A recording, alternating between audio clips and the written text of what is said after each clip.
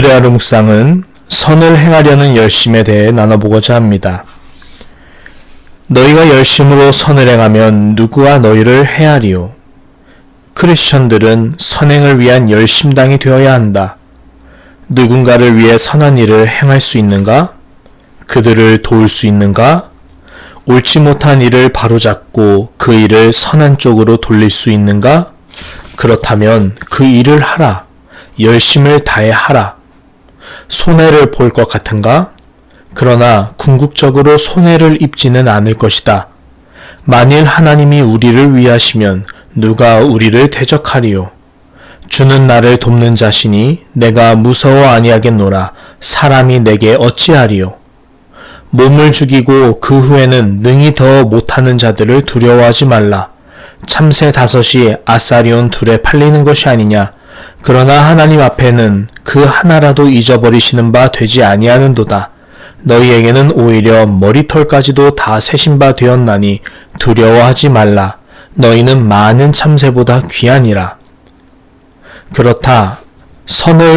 선하고 옳은 일을 하기 위해 열심을 다하려고 할 때는 언제나 반대 세력에 부딪히기 마련이다.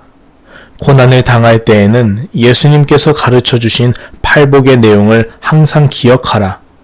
의를 위하여 핍박을 받은 자는 복이 있나니 천국이 저희 것임이라.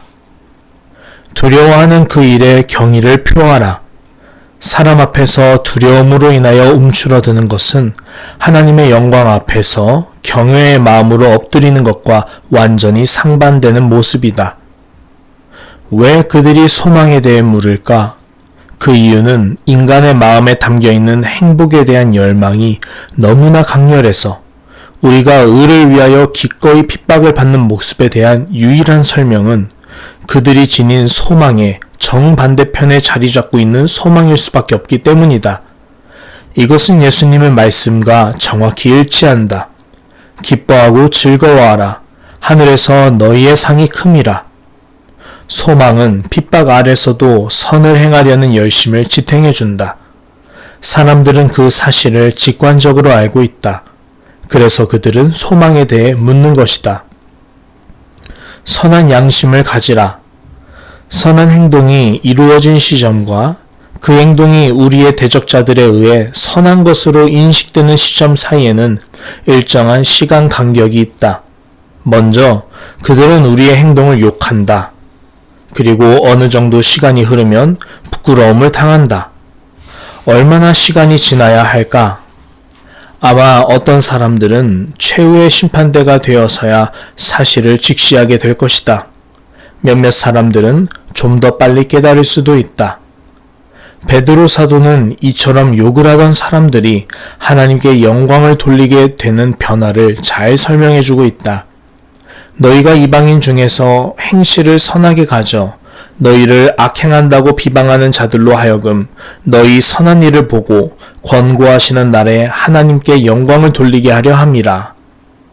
얼마 동안 그들은 우리를 범죄자 취급하며 욕하겠지만 결국 그들은 자신들이 욕하던 선행들로 인하여 하나님께 영광을 돌리게 될 것이다.